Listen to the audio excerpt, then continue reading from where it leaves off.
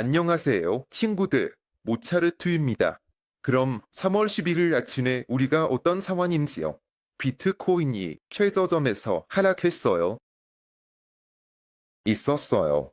거의 연간 이동 평균에 도달했어요.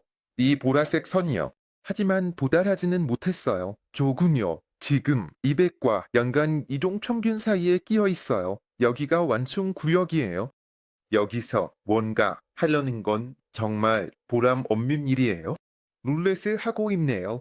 적절해요. 아니면 만약 여기로 오면 긴 스톱으로 사는 거죠. 제가 좋아하는 방식으로요. 아니면, 아니면 위에서 사는 거죠. 위에서 사는 거요. 어디서요?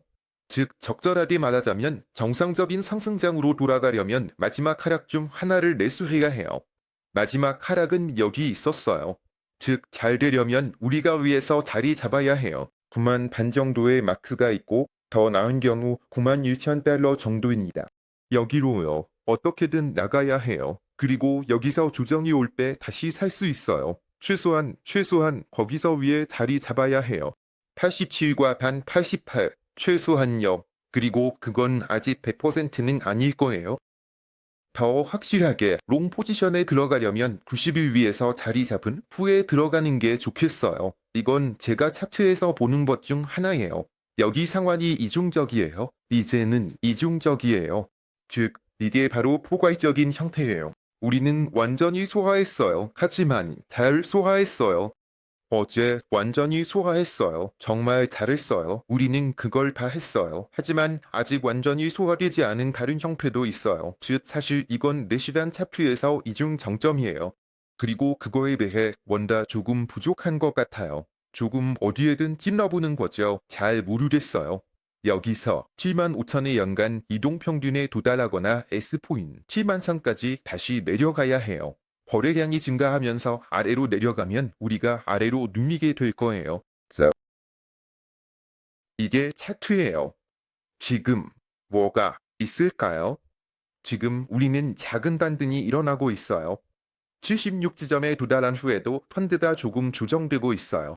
어제 나스닥이 정말 크게 하락했어요. 진짜로 긴장을 풀면서 천기가 더 강하게 하락했어요. 테슬라가 끔찍하게 하락했어요. 정점에서 떨어졌어요. 치크코인처럼 55%예요.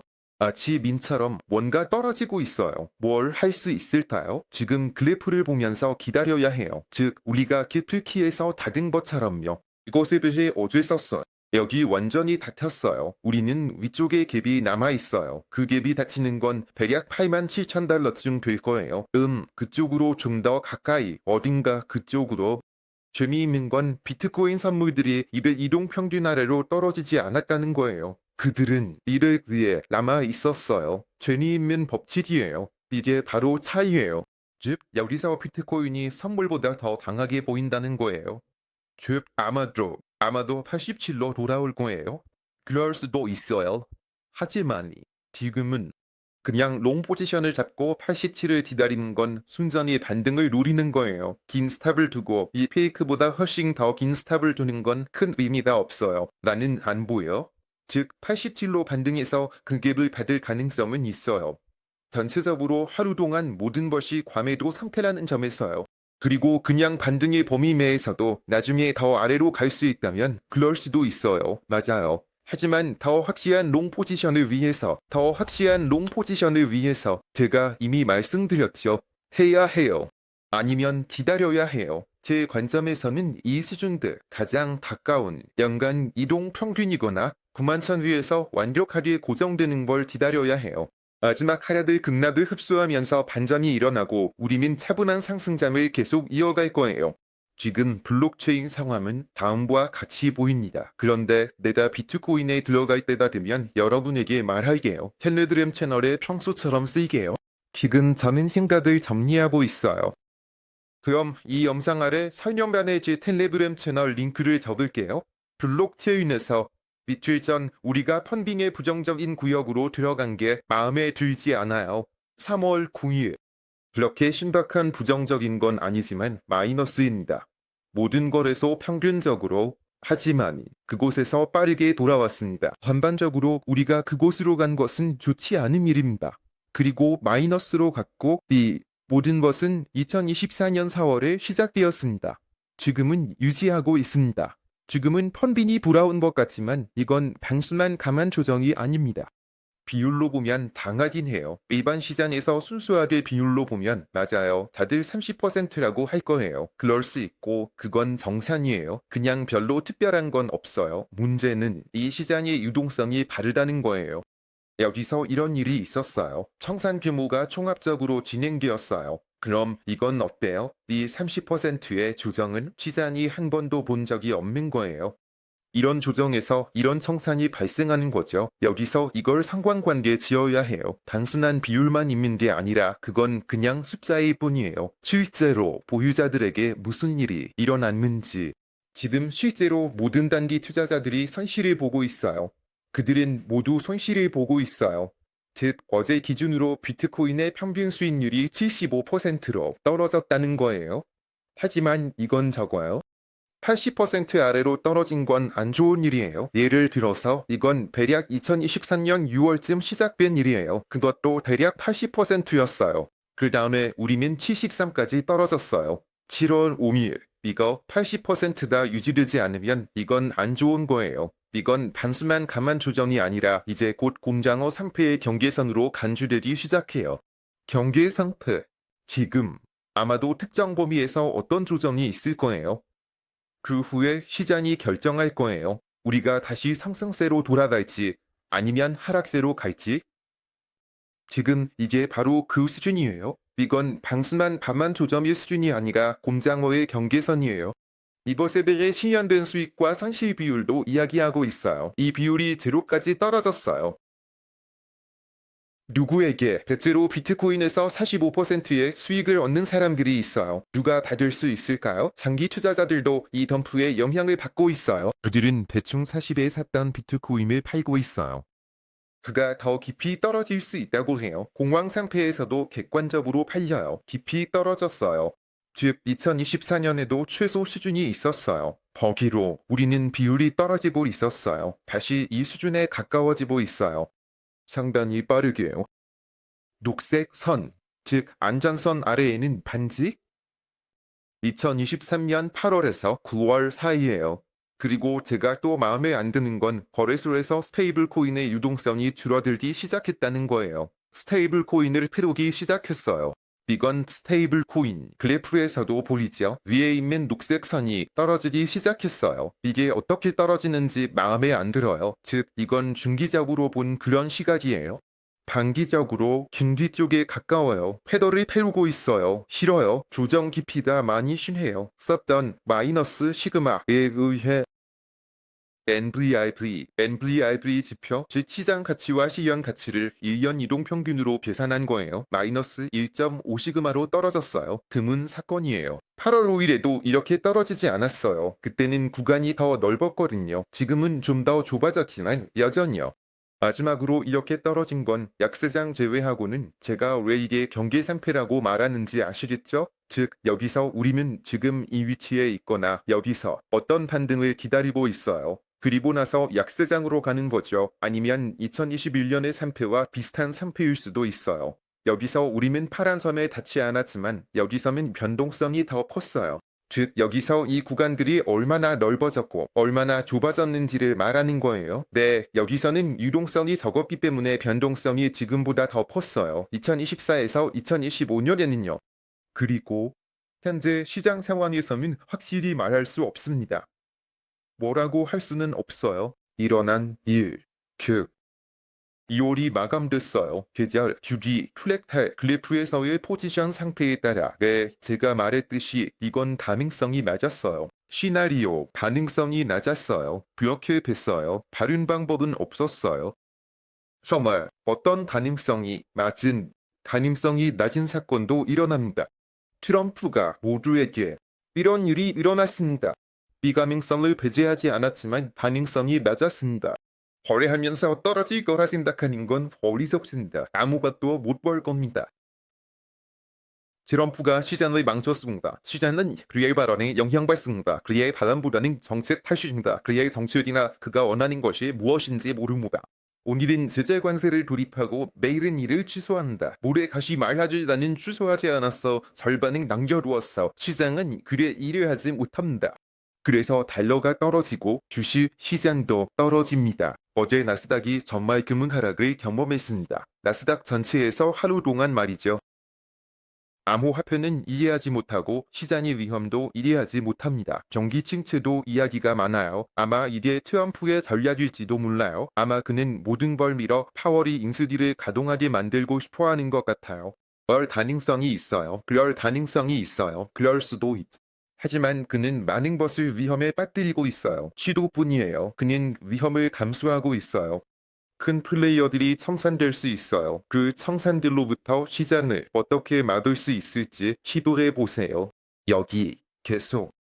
그러니까 투자에 대해 그들은 두 번의 큰 손실을 겪었어요. 2월 1일부터 26일까지 평균 진입점에서 12% 하락했어요. 그리고 어제는 두 번째로 큰 하락이 있었어요. 가끔 이런 상황이 반등으로 이어지곤 해요.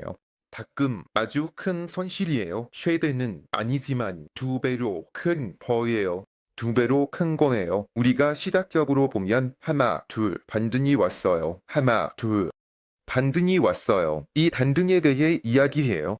그건 참고로 2024년 봄 여름이에요. 가끔 이런 두 번의 큰 손실 후에 괜찮은 반등이 오기도 해요.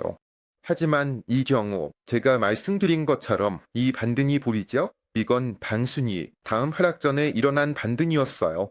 질문이 있어요. 이 반등이 어디까지 갈지, 어디서 멈출지, 그리고 중요한 수준을 넘길 수 있을지요. 그리고 이익을 남긴 단기 투자자의 비율은 겨우 15%예요. 어제 기준으로 거기서 반년 전에 사신 분은 누구인가요? 어딘가 거기요. 11월 저점 아래로요. 그러니까 현재 값보다 낮은 거예요. 155일 이건 모두 단기 투자자들입니다. 사신 분들이죠. 남은 게 별로 없어요. 이 수준도 우리는 떨어졌어요. 7월 초 기준으로요. 네, 그 후에 반등이 있었지만 우리는 다시 더 아래로 갔어요. 이건 지금 저를 좀 긴장하게 만들고 있어요. 지금 상황이 경계선에 있어서 경계선 상황이에요. 예전에는 아시다시피 제가 롱 포지션을 잡을 수 있었어요. 여기서 중배의 물량으로 평균을 낼 수 있어요. 끌어낼 수 있었어요. 우리가 떨어지는 동안 어떤 상단 이동 평균에서 스프링이 늘어나고 있어요. 그리고 저는 이익을 보고 나갔어요. 그건 채널에서 보실 수 있어요. 손실 거래가 없어요. 최근 세 거래 두 개는 이익으로 마감했고 하나는 본전.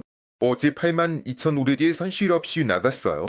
지금 많이 빌릴 수는 없어. 우리가 여기서 뚫고 나가면 다시 롱 포지션을 잡으면서 늘릴 수 있을 거예요. 여기서 들어가고 곰장어 시장으로 가면요.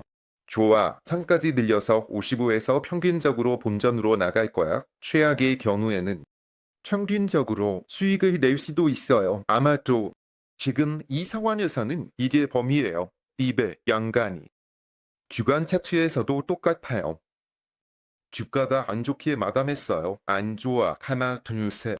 주간 트렌드의 전환점이 지난주에 평균 이상의 거래량으로 깨졌어. 아직 연간 이동 평균까지 도달하지 않았어. 주간으로 보면 객관적이야. 여기 어떤 옵션이 있을까?